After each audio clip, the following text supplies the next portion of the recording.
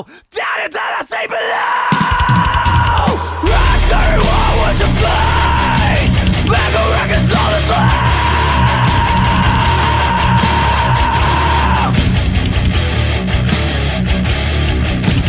This is your blade. This is your lifetime. This is your final fight. This is your blade. This is your lifetime. This is where it ends.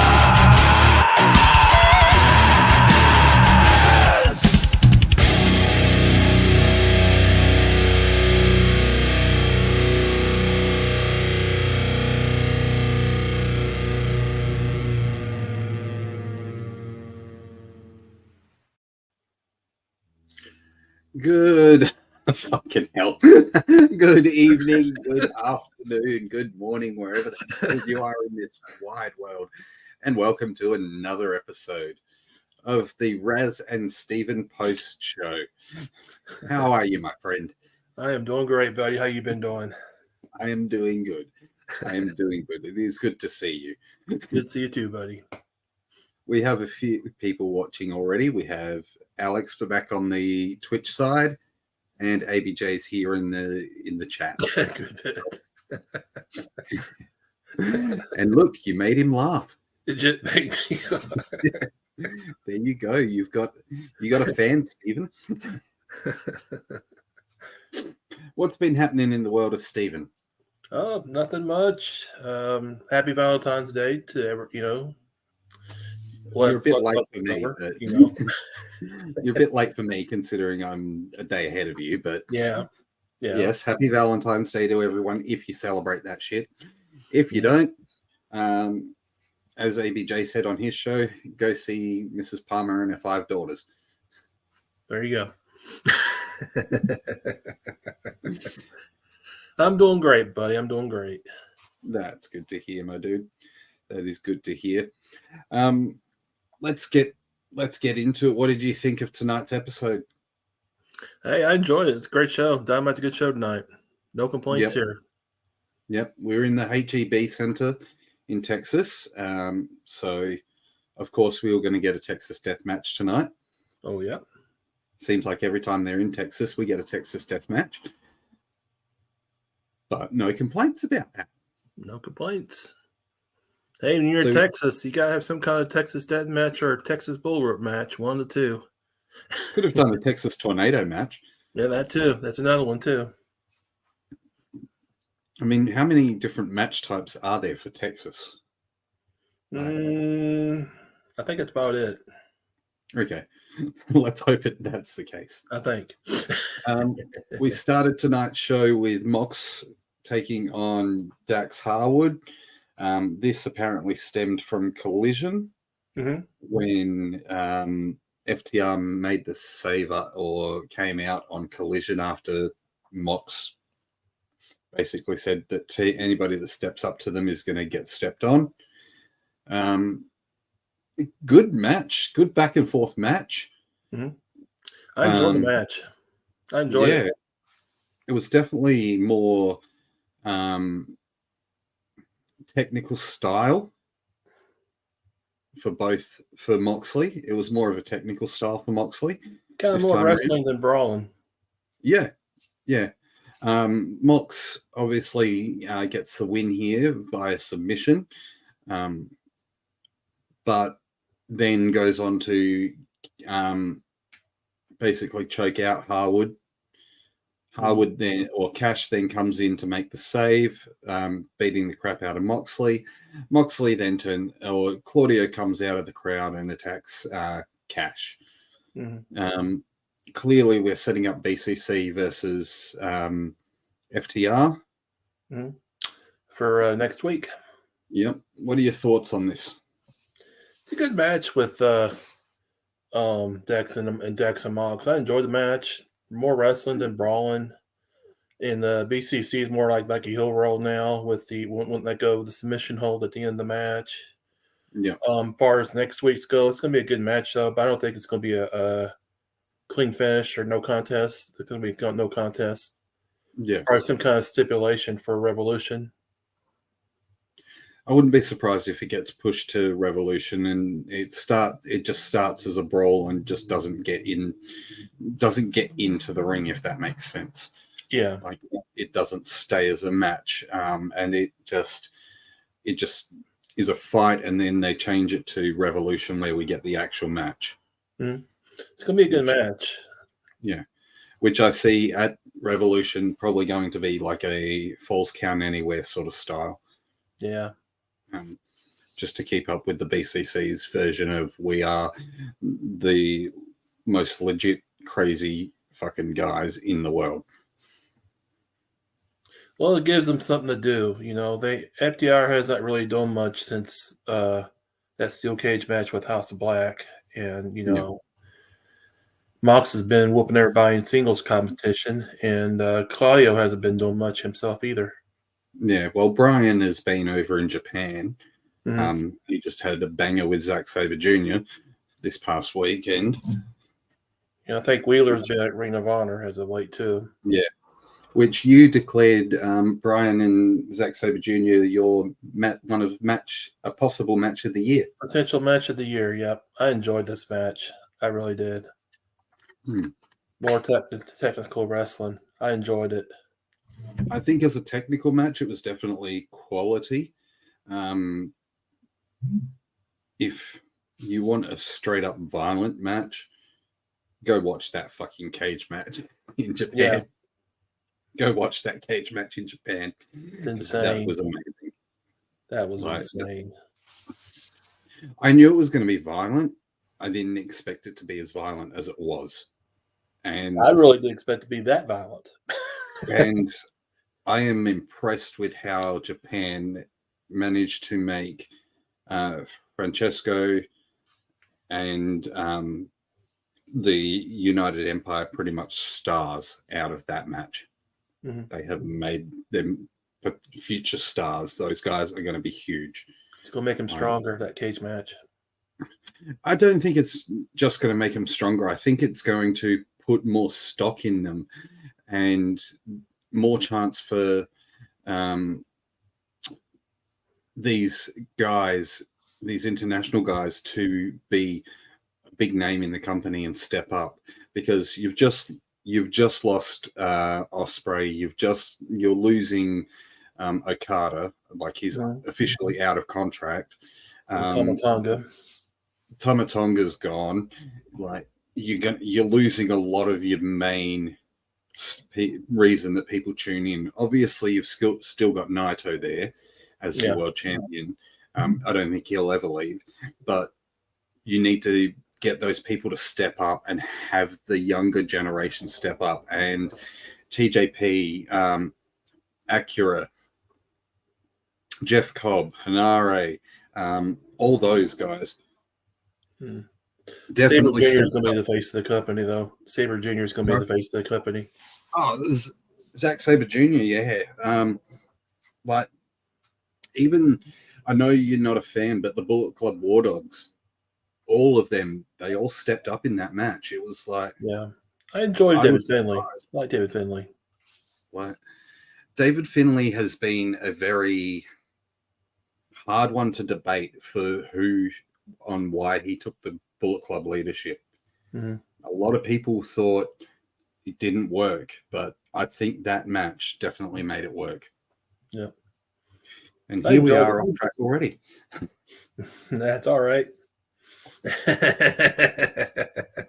It could be worse. It could be like watching the Australian news. And I'm enjoying this, man. I'm enjoying this.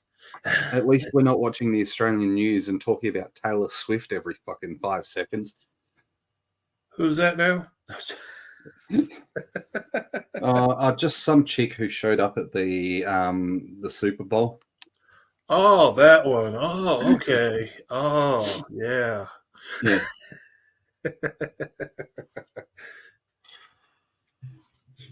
But no one wants to talk about her emissions from her plane.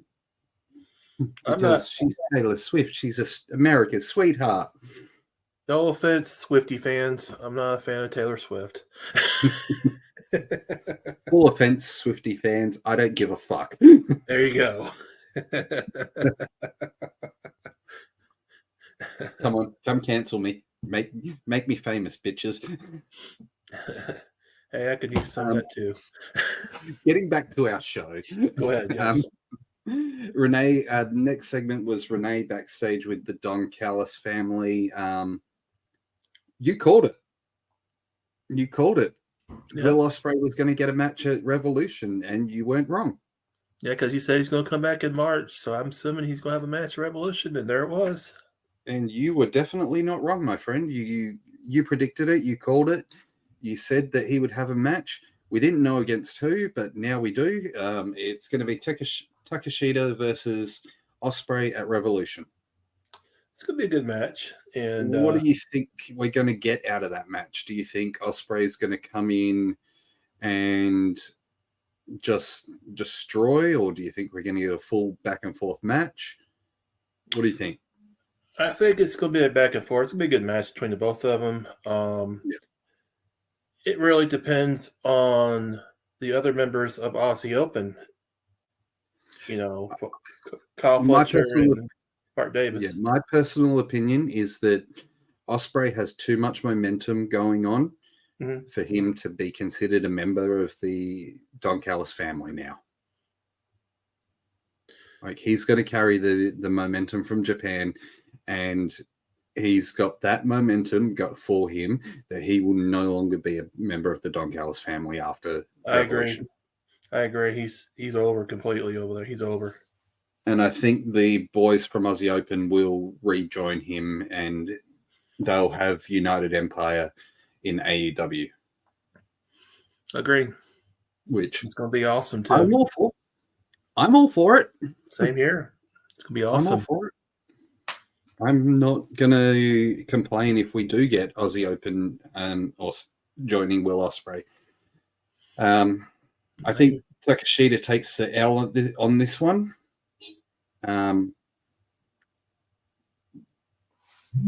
But as I said, I think that it's also going to be that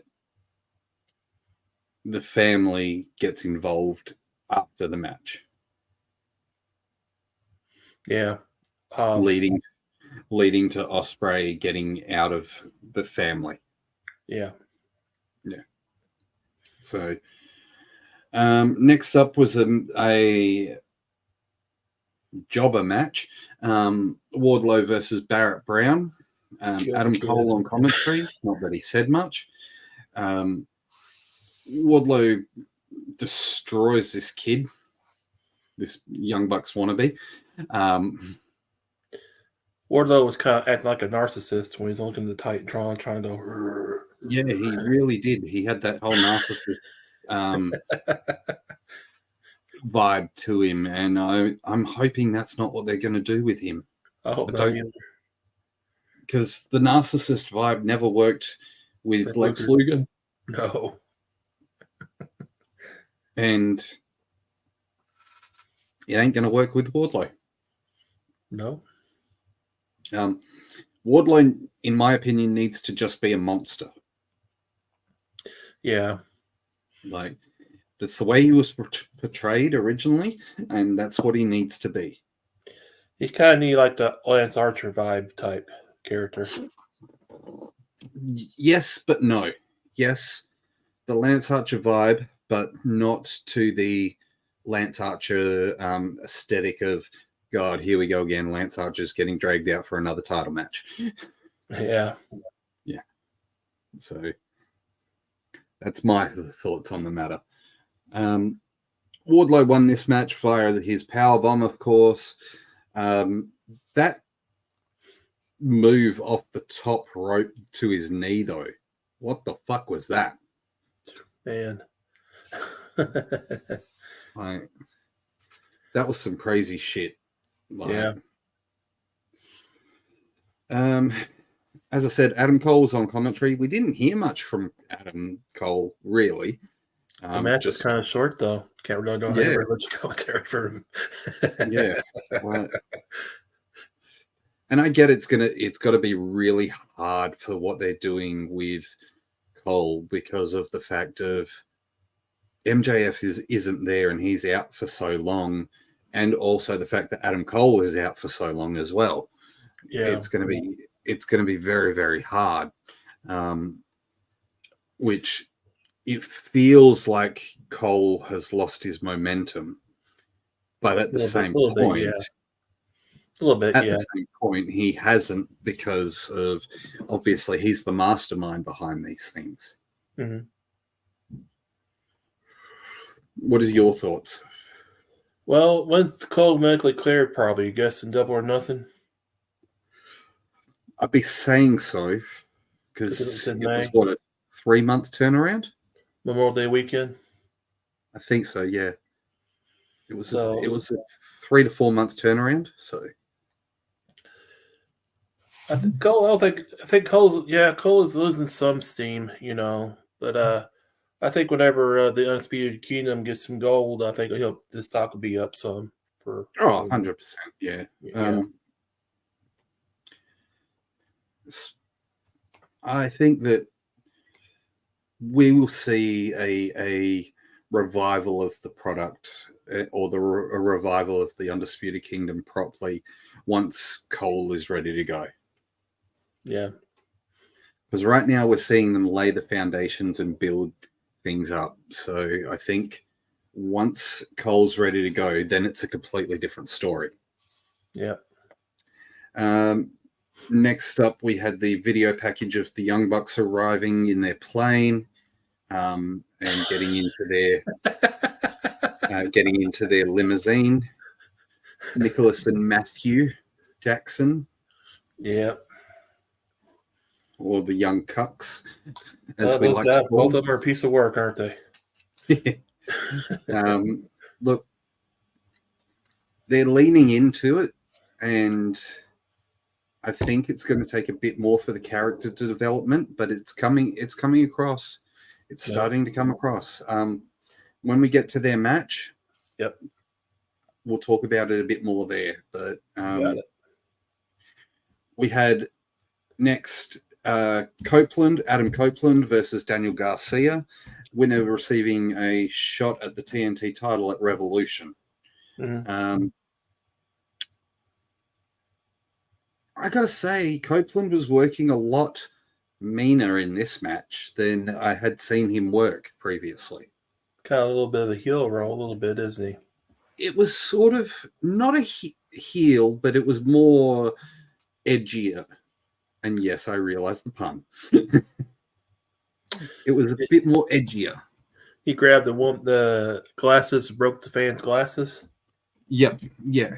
Like, he was going with a bit more of a harder stance to himself rather than the fan favorite edge. Yeah.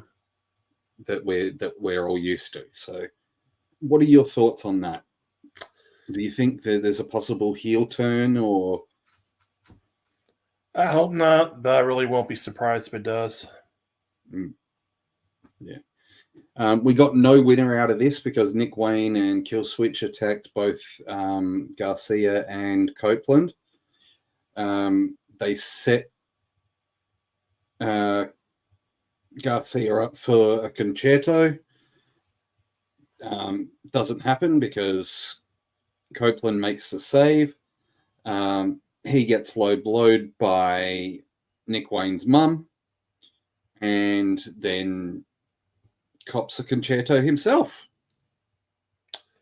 Wonder if that chair shot there is going to wake up Edge for a heel turn, just like Nick Wayne did. You reckon that's going to be the case? Possibility, but I hope not. Because I'm more like thinking maybe Copeland can help Garcia win the TNT title. That's what I'm laying on. Do you think we're getting a triple threat match for the title? Or is it? We'll see it. Well, the card seems like it's got a lot of triple threats, don't it? It seems like they're building to a lot of triple threat matches. Yeah. I think this is going to be a singles match, Garcia and Christian. I think Copeland is going to be out of the picture as a storyline to keep him out. maybe the concerto keeps him out until Revolution, where he comes back and takes out Christian and helps Garcia win the belt. Well, it could be options: help Christian or help Garcia. And then at Double or Nothing, we finally get Christian versus Copeland. Could happen. Yep. Or do we get Christian versus Copeland at Big Business? Well, Big Business be good too, but I think they're eyeing more with Mercedes as far as Big Business goes. But I can see this more Double or Nothing than Big Business. Yeah. Spit it out, Steve. I would personally save the match for Double or Nothing. I wouldn't put it at Big Business. Yeah. Because if you've got Mercedes coming in and you're going to have potentially Okada coming in at Big Business, you're going to have a already stacked amount of pops, as they say.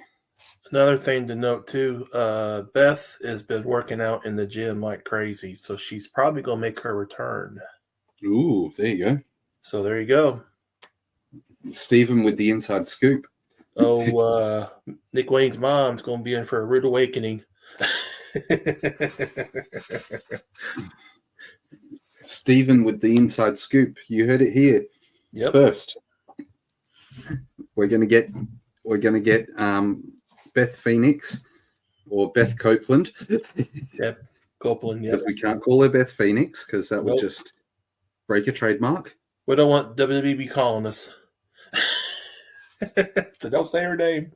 Trademark. They can call me, but fuck them. Yeah, there you go. Yep. Let them call me. Let them call me. Come on. Come at me. Bring it. I've already got Taylor Swift fans offside, so why not fucking WWE fans? Hey, why not? I thought that was a good segment, though, for what they did with the match and the end of it. I thought it was a good segment. Mm-hmm. I thought it actually summed it up really well, and it also made sure that neither of them needed to take the fall and lose momentum.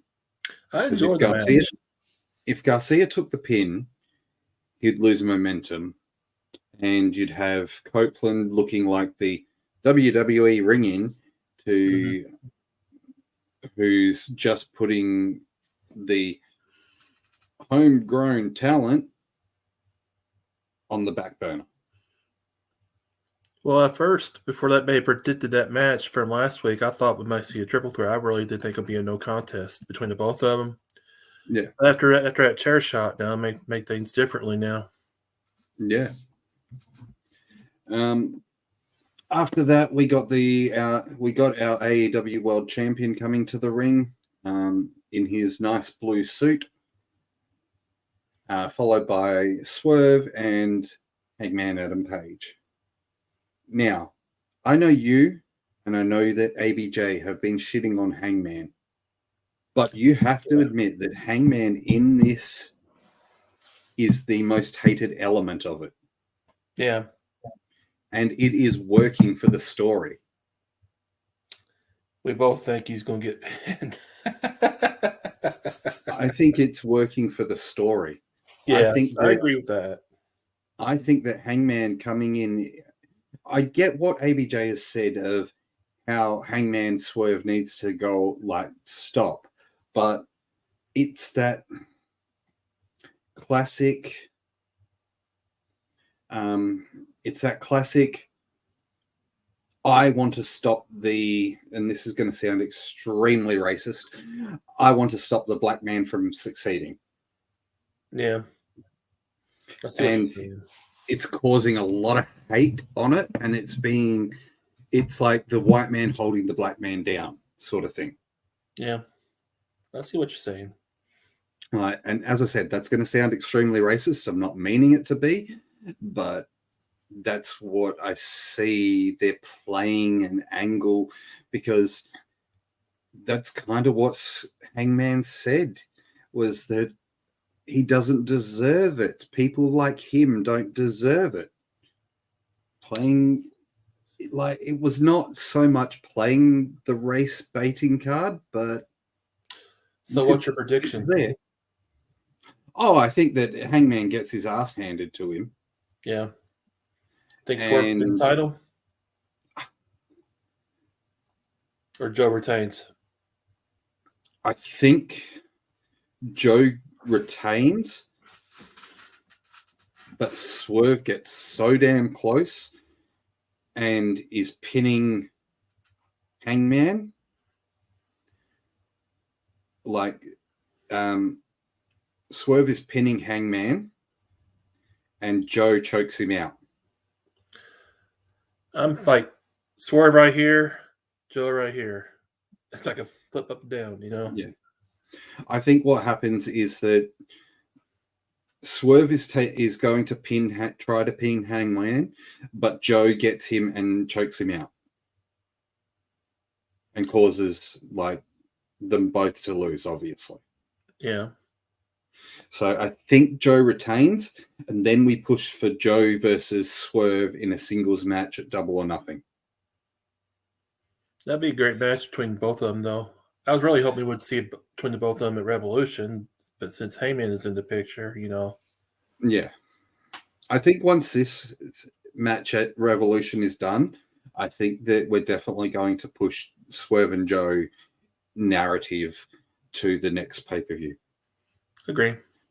Because I don't think Cole will be ready.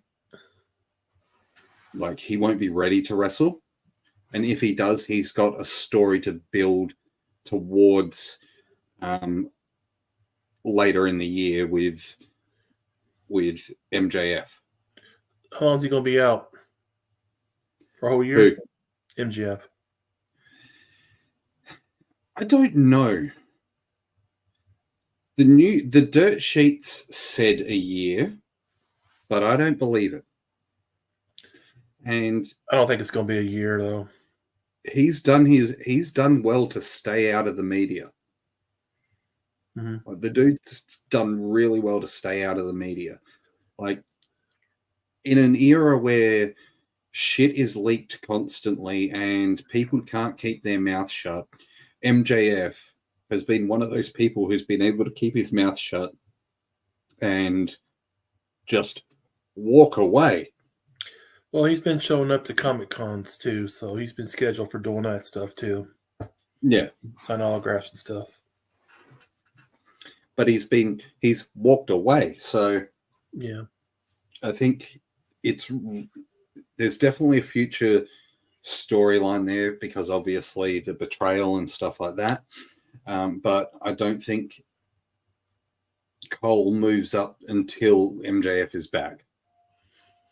Agree. Because you get a babyface MJF coming back, just working his way through the story to, like, through the members of, like, Wardlow, Taven, Strong, and all that, just to get to Adam Cole. Yep. I think that's what happens. This contract is pretty much be a work. He returns. I think Hangman moves off to somewhere else. I think Hangman, which is why you get Swerve Joe at Double or Nothing, because Adam Cole's not going to be ready. He'll be off dealing with that. ABJ reckons that MJF comes back when Wardlow wins the title. Yeah, because remember that segment with Adam Cole in the promo? So that's a hot fucking take there, ABJ. I'd like you to communicate that. Come on, communicate that, motherfucker. Oh, that's a hot take. MJF comes back when I remember the promo. I remember the promo. I know that they said that Wardlow was handing him the title. Do you think that what happens is we get Swerve? He said, "Link him." Check your inbox, ABJ. Check your damn inbox. Here, I'll be ready for him.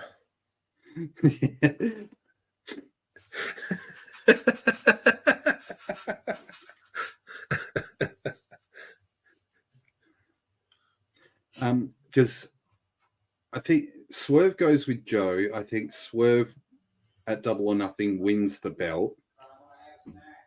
But then you have to put Swerve against. Oh shit! Here we go. Here we go. He's here to defend his honor.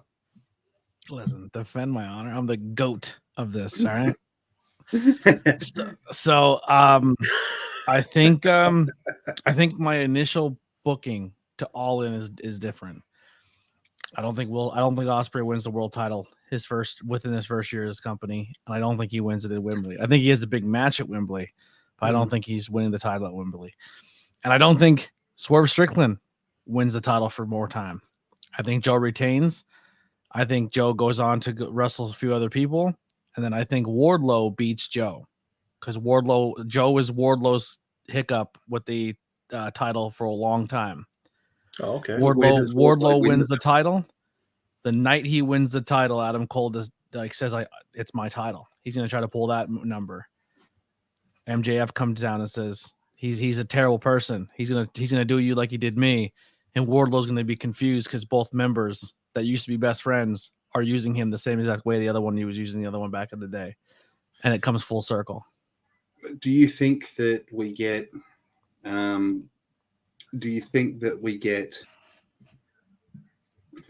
Because I was pitching Swerve versus Joe at Double or Nothing. If you put the title on Swerve just to have him drop it because MJF returns and it's the MJF Adam Cole Wardlow storyline, Swerve fans are going to be like, yo, he was just a transitional guy for a couple months till this story kicked up again. Swerve can't be the champion until this story tells itself. This is the bloodline story trying to be procrastinated before the payoff happens. Yeah. And if Swerve wins the title in between, then he's the Cody. Yeah. Fair enough. I see. I think he wins it. I just don't think he wins it in the timeline they had it planned. I think, as I said, I think Joe retains at Revolution. The story has to be Wardlow goes after Joe. Joe has been his bugaboo. Yeah. They love that storyline where I don't care if you beat me, you're not going to get rid of me type deal. They book it so much. Yeah. Yeah. I'm in two minds because I want Swerve to win the belt. Same I here. I do too, but I don't think it happens anytime soon. I want Swerve to win the belt, but I don't want it to happen at Revolution, if that makes sense. Mm-hmm. Like I'd like to see him go 1-on-1 with Joe. But then you have the problem now with the way you're booking it, ABJ. You have that problem now of that if it's MJF versus Adam Cole in Wembley for the title, if Wardlow wins the belt, I don't think Adam Cole wrestles. I think MJF has to beat Wardlow. Because what I was going to pitch was that when Wardlow wins the belt at the pay-per-view after Double or Nothing, which is Full Gear. Full Gear is in November. No, okay, so not Full Gear. What is it? What's the next Double or pay-per-view? Nothing's in May, and the next pay-per-view are All Out or All In. Okay, it can't be at All In then. You have to also remember too, AEW does these big show pay-per-views that are on Wednesdays. True. Fighter Fest. No. Forbidden Door could work. But you're more putting an international talent on that. Well, how about, same thing with Wrestle Dreams. I didn't work out with that either. Yeah. For me, it was going to be that Swerve wins. Swerve goes on to take on Wardlow. Wardlow wins the belt. Cole comes out, goes, give me the praising him, and then does the whole. And Joe or Wardlow goes to give the belt to Cole. and you just hear MJF's music. And that's how you end the show. Yeah. Excuse me. Yeah. And then obviously that sets up for the next feud. I just think that story had no conclusion because of the injury, and I feel like that story needs to be told before Swerve gets his long run. Because if Swerve gets it now, he's just transitioned. He's just holding it until all the pieces come back to the story. And it sucks because I compared the two storylines for a long time and the two talents together for a long time. Swerve is clearly on that early MJF path where he's involved in a lot of stories. He's doing a lot of big things. And we said for months and months and months, why is MJF not your world champion? Why is MJF not going for the world title? And the second he did is the second he won it. You know what I mean? Yeah, I think Swerve's on that trajectory too, but unfortunately, Swerve and MJF are going through the same thing, where they're being held up by injury and held up by other people's setbacks that are not of their own. Yeah, and I think it builds character. Yeah, I can say that. I think we have this is where they're going to have a problem in their main event scene. I think this is. It's not really a problem though, because you have two possible main event people, and instead of forcing them down each other's throat, where you put Sammy against Roman, and everybody wants Sammy, but you know you're not ready for Sammy yet, and then you kill Sammy's momentum. Put Sammy in a secondary storyline that makes him still relevant and keeps him top and keeps him hot and keeps him popular. But he's always teasing. He's always teasing and knocking on the door. But that you only use that. Well, that's a terrible analogy because they never had Sammy ever going to knock on that door and win. But that's what they would do with Cody. Cody's been knocking, but not going for it. Now he's going for it, and now people are. The only problem is they put him against a legend, and when you go against a legend, WWE, the new talent always loses because the fans want nostalgia.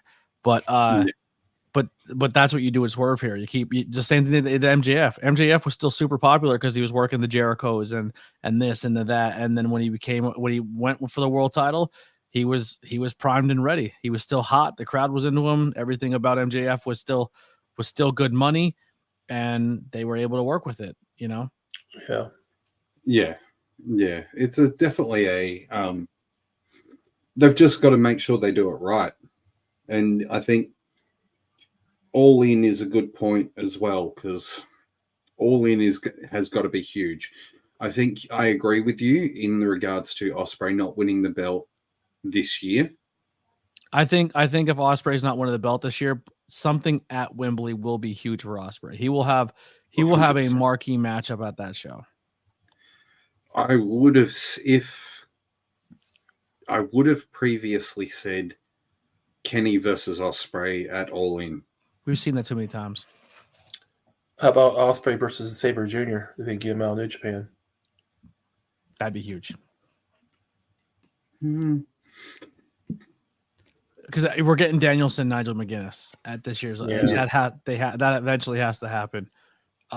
It's being pitched for since McGuinness has been with the company. I could see. What about Ospreay Mox? Ospreay Moxley at All In. They've traded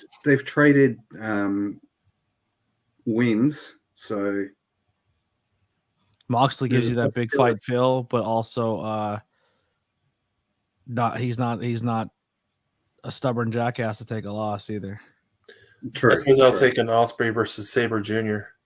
be better. The only problem is they'd have to lock Sabre Jr. in somehow. Yeah. Which I don't think would be hard because they have a working relationship with New Japan. So, yeah, they got Ospreay for All In last year. So, yeah. So maybe Forbidden Door, they both wrestle somebody else. At the very end, Sabre comes out and interferes with Ospreay's match, which then leads to them fighting it All In. Maybe we'll see. I guess it's one of those things that they've got plenty of time to build this shit. So. Yeah, they've got plenty of time. Next up, we had Toni Storm presenting her Wet Ink video. Was that a knife to the duck or something? Sorry? Is it a tattoo of a knife stabbing the duck or something? Duck got stabbed or something? Yes, it was. It was her getting tattooed again, or tattooed, as she likes to say. And then you had Renee backstage with Deonna Purrazzo. I'm gonna bail out to let you guys do this segment, and I'll pop back in a second. All right, Okay. buddy. What did you think of that segment? Well, Tony Storm segment is always, hilarious, But Yeah. that one is like, over a tattoo, just stabbing I think the duck. it's good because they're telling the story behind the tattoo, and they're bringing that into play about the history between the two of them. Obviously, this is leading to Revolution, and we're going to get an interesting match between the two. I love Peraza, but I really don't see her winning, though. I don't think she'll win. I really don't think she'll win, but I do think that she will. She will be one of the. She'll put on a show for the pay-per-view. Yeah, agree. Next up, we had the Young Bucks shown in their limo, and they have a new music and a new video package for them. And then we get to Young Bucks and versus Top Flight. It's a good match. Now, I wanted to bring up how the Young Bucks were leaning into their EVP roles here. I noticed the way they were working this match. Mm-hmm. They were working it in a slower style than what they would wrestle when they first started out. Mm-hmm. They were working in a slow, we are the top guys in the company sort of style. Like, slow the match down. The Top Flight are essentially the Young Bucks early stage, and the up and comers tag team, and the Young Bucks wanted to be that we're the old guard tag team and we're the old guard crew, and we run this show. Yeah. What did you think? I really didn't like their current roles, the Young Bucks. I liked the heel Young Bucks better back in the Ring of Honor days. Yeah, better than what they're doing right now in AEW. Yeah, that's fair enough. That's fair enough, man. Like, I think that they're playing into the EVP role, which is great. I think if they're going to do that, they need to do it properly. Yeah, and I was kind of expecting in the match for one of them to turn around and be like, if you decide to wrestle us, you're fired. Yeah. Or, that would have been like the abuse of power sort of thing. So it could have worked, but we'll see how it goes from there. Obviously Bucks win with the EVP trigger. Tony Schiavone gets in the ring, starts interviewing the Young Bucks. Was it Matthew? Was it Matthew that gets shitty and shoves Tony? I think it's Dick. Nicholas, that's right. Nicholas Jackson shoves Tony, and but they fine him and stuff like that. And then they threaten to give him the EVP trigger. Yeah. We get Darby Allin saving Tony Schiavone. Gotta say, this promo from Darby was better than some of his promos have been. I'm sorry, I'm just not a big Darby fan. I get it. I'm not a massive Darby fan. I tried. I really tried my best, but I'm not a massive Darby fan either, but I thought that this promo was better than some of the ones that he's done. Yeah. And I think that he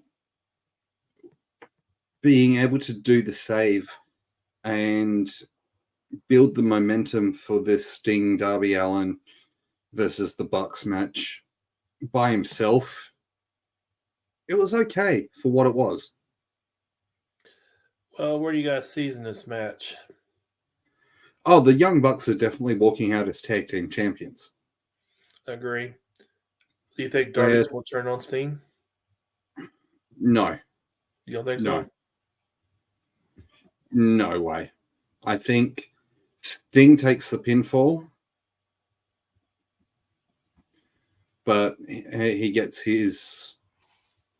He also gets his flowers for the end of the match, like for the end of his career, if that makes sense. I think Flair would be at ringside too. Yeah. Maybe Ric Flair turns on Sting one last time. Unless the Bucks will give him a double super kick. And we get the new Four Fingers. Yeah. Young Bucks with Ric Flair. That's not good to think about, but you never know. It's not good to think about, but there is a high fucking possibility. Like, could happen. Because it keeps Ric Flair relevant. It keeps the Ric Flair around. Gives him a reason for his fucking to be paid. Yeah. Like, still got his energy drink logo over there. Personally, I don't like Ric Flair. Never really have. And I'll say this about Ric Flair. When I was watching him since I was a kid, I enjoyed his. I always liked the Four Horsemen. I grew up on the Four Horsemen, but things that he does outside the ring, no. As a wrestler in the ring, I respect him. Outside. I respect him in the ring. I respect his career. I don't respect him as a person. Okay. Yeah. I don't respect him as a person. You all good? Yeah, I'm all good. I was hearing Mom there. Okay. Sorry I'm about all that. Good. After that, we went backstage to the Bang Bang Scissor Gang. We get a 12-man tag match made official for Rampage? Yeah, Rampage. A 12-man tag, yes. Yeah, who the fuck are they facing? They didn't say. Like, that made no sense. Who the fuck are they facing? And just a reminder, AEW is going to start early this Friday, before SmackDown. 7 p.m. Central and 6 p.m. Eastern. 7 Eastern, 6 Central. Oh, close enough. Yeah. Close enough. Beyond I got it the wrong way around, but if you miss it, you miss it. Yeah. We got up with our next match, which was Willow versus Sky Blue. Good match between both of them. Good match. Few spots that were obvious, like they obviously needed to work out a bit more fluidity in the ring. Yeah. Willow wins via the Babe with the Powerbomb. Help is Stokely. Now, Sky Blue had to finish her on Willow, but Stokely got on the regain. Yep. So obviously we're going to get a future Willow Sky Blue feud because of that match. Mm-hmm. Not going to complain because I'm always happy to see more of Sky Blue on my TV screen. Yeah. I don't like one thing I have to criticize AEW on is that the stories continue across all different shows, and if you don't watch one show, you don't know where the story is. Yeah.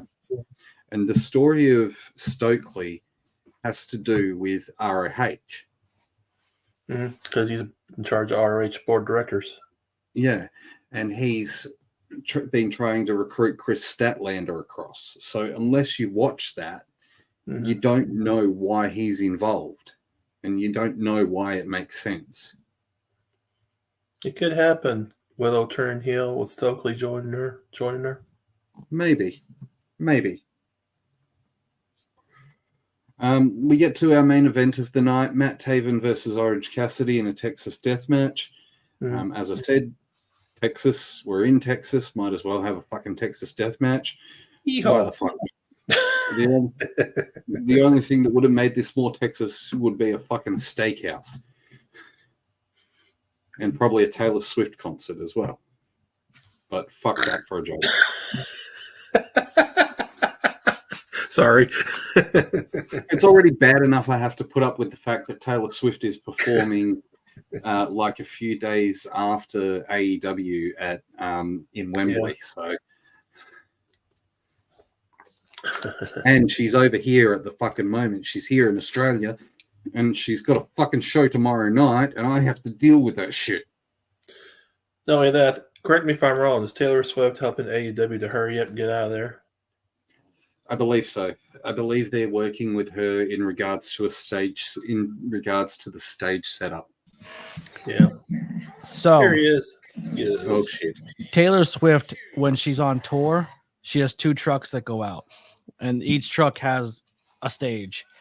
And they do it so that the crew doesn't have to lose sleep to get to the next venue. One team goes to one venue, the other team goes to the next venue that's going to be happening next, and then then that team goes to the next, and they leapfrog each other. So I can't turn this off; it's pissing me off. And they leapfrog each other, so it reduces the stress of her team and the stage crew. AEW is agreeing to have a smaller stage so Taylor's team can have their stuff already there. So they can just set it up as soon as they're done. So they're not rushing him out the door faster, but they're allowing storage space within the arena so they can put her stage there, and the AEW will reduce the size of their stuff. Kai, in answer to your question, she arrived here this morning, early hours of the morning. Fucktards were waiting at the airport for her. To see her plane arrived and not see her. Like, I'm talking little kids. Little kids were at the airport waiting with their parents. And yes, Lily is right. She's got a private jet, which has been tracked. The amount of emissions that she what the fuck are you doing, ABJ? I'm surprised you didn't go with the 3-in-1, the meat and the sandwich situation. He bailed out all of a sudden, didn't he? But no, ABJ was right. Taylor Swift does have a crew that she's working with, or that's working with AEW in regards to getting on that show. But yes, Taylor Swift is here. I have to deal with her shit tomorrow because all her fucking fans are going to be annoying. Because they're going to be wanting to park in the car park, and I'm going to be like, fuck off, I don't want to see you. Oh, you'll be working over there? I'm working my last shift at the Australian Open for the pack down, and the car park is right next. The car park for the MCG is right next door. And it fucking sucks.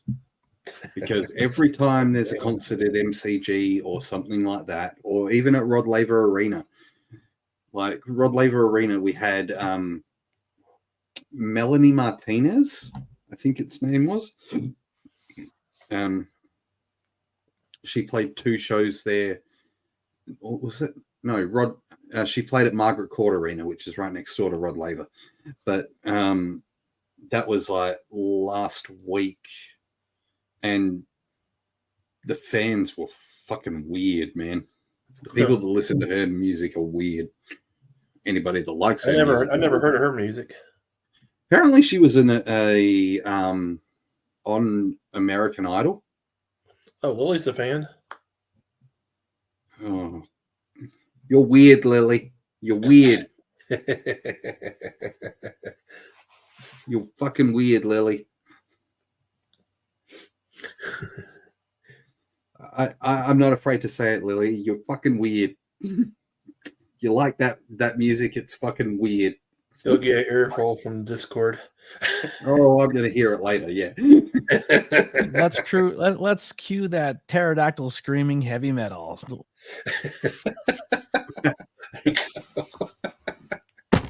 Oh, Lord. And she never denied that she's weird. You know what?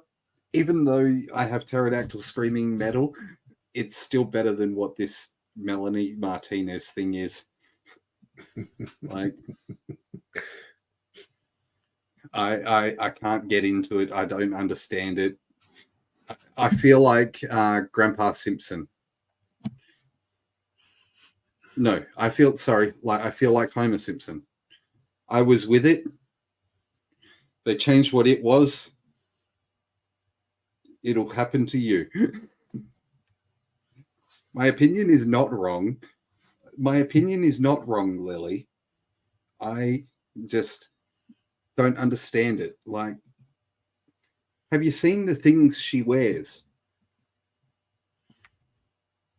Well, I never seen her. I never heard her music. So Hold on, guys. This is my favorite lyric. Oh, it just speaks to my soul.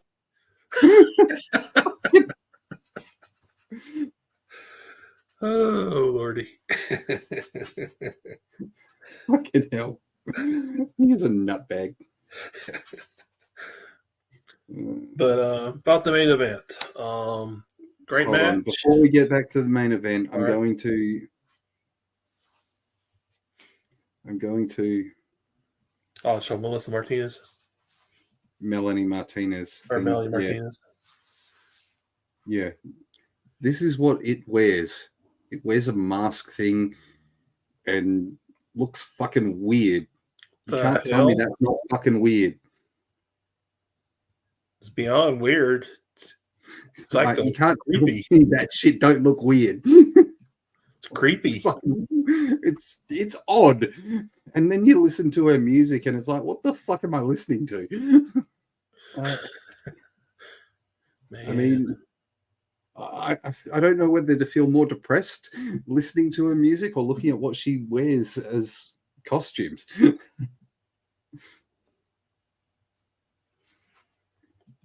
That's not the same Melanie Martinez you're thinking about. That's the thing on her Spotify profile. And Kai, I know you know weird. You're probably thinking, see, I ain't gonna lie. This is the girl. I'll put another picture here. This is what she actually looks like underneath that makeup. Oh, okay. That's what she actually looks like underneath the makeup. And the costume thing. Like, she's not ugly. I'm not saying she's ugly. But when you put this shit on, it's fucking weird, bro. It's fucking weird.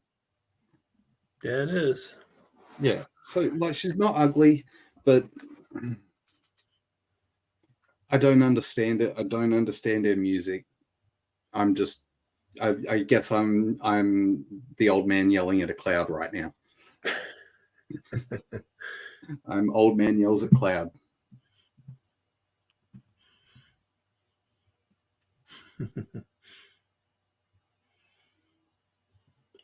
So how long she's been a singer? Quite a while? Since like 2015 or something. She was I wonder why I never heard of her. She was on Idol or something. That's why I don't watch American Idol.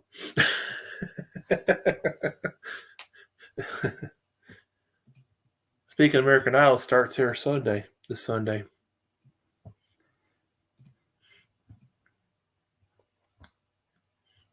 This is me in regards to Melanie Martinez. There you go. Same here. Old man yelling at a cloud.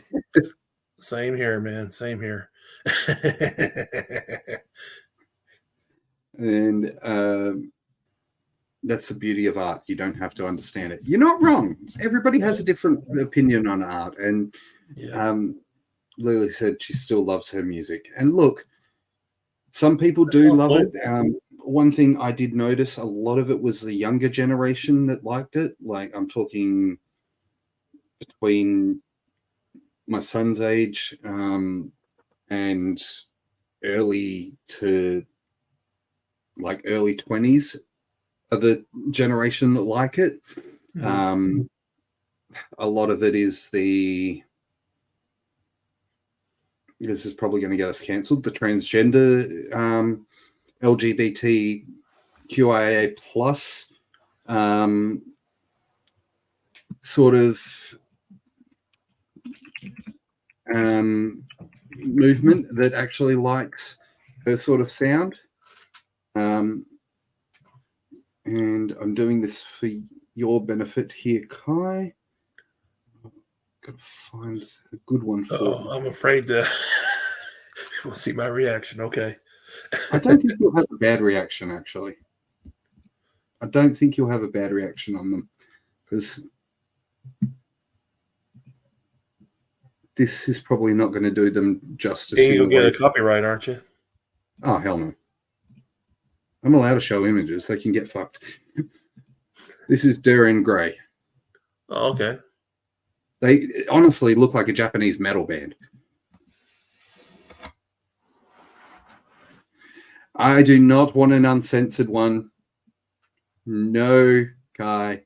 Play nice. Probably hear it on Discord later on. Play nice. You can send it to me. I can try and put it up if you've got something.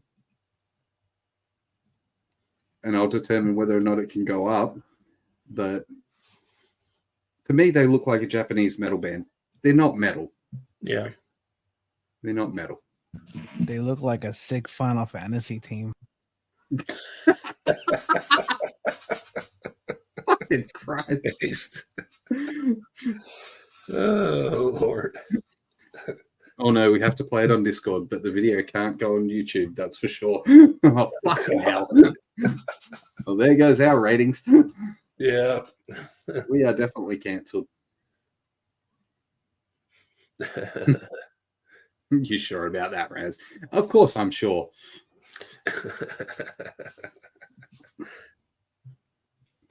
I wouldn't call them metal in the element of what people think metal is. They're more... That's just my opinion, though. Like, I know that they are classed as a metal band, but I wouldn't really class them as they're progressive. Apparently, they're progressive metal Japanese rock. Have I? Now I'm showing my age. Yes. Tell you the truth, I never heard of them myself, so. Yeah. They would... They're... see... You got to like Japanese metal, really. Tell you the truth, I never listened to it. Yeah. Never listened to it before. See, Kai, I like... If we're talking Japanese metal, we're talking cross-faith for me. And even they're not really metal, if you'd like to put them in that genre. I mean, baby metal is classed as metal, but not my cup of tea. I mean, Rob Zombie loves them either. Rob Zombie loves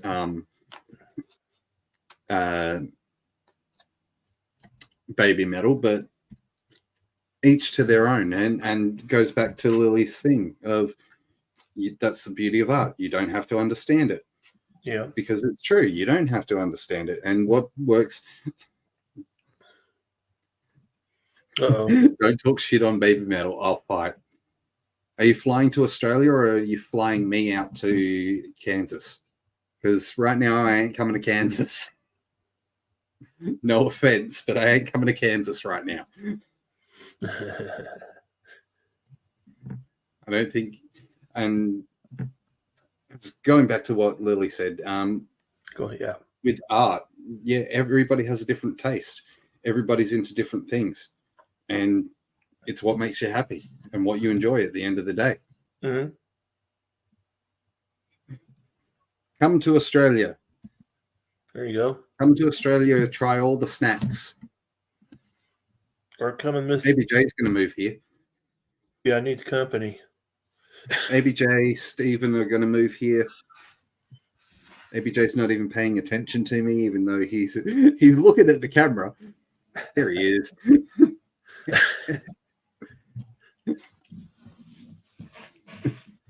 He's like, shit, I got to do things.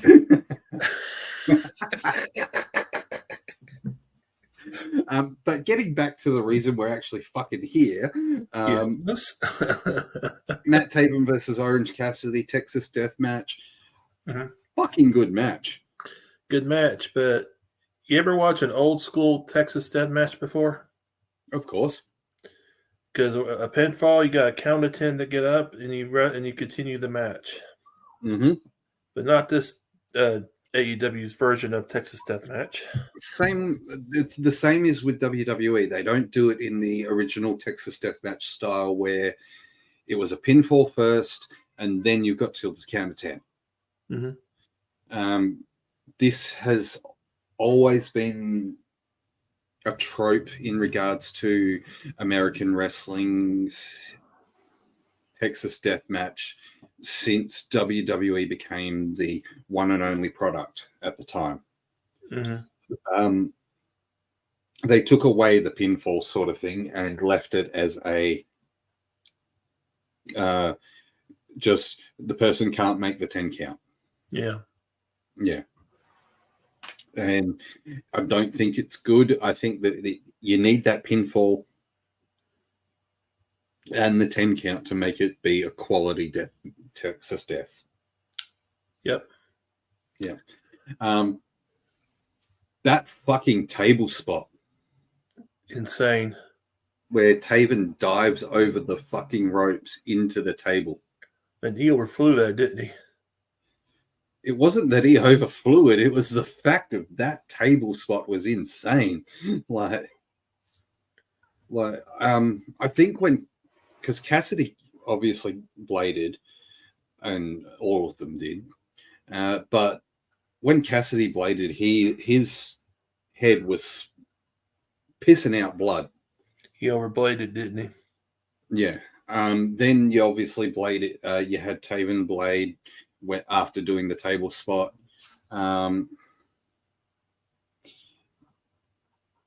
Cameraman needs to get better in AEW because you could see. You can see Trent came in here and he got bladed. They showed Trent Beretta. You could see as he was after he'd gone from taking the chair shot. You see his arms out and you see him grabbing at his wrist because that's where obviously the blade was. The cameraman needs to get better. I agree. You could see him pull the blade out and then go to cut himself. I agree. They need to do better on that. They need to get better with their movements of the camera so that it doesn't look like it's a blade job. Like we know it is, but also have to say that the chair shot sounded fucking mental. Mm-hmm. It was for what it was. It was a good match. For the style, it was good.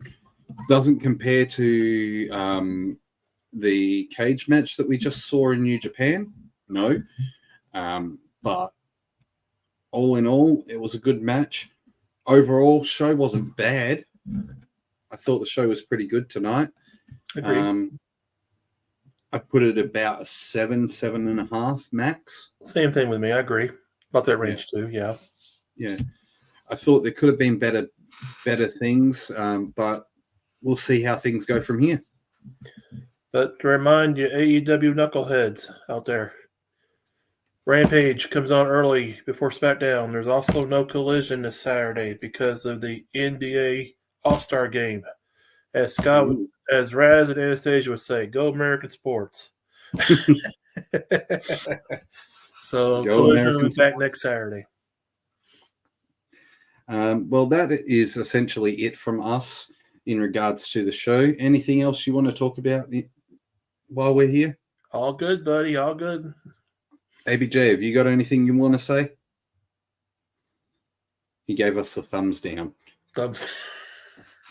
He pulled a Triple H on us. Yeah.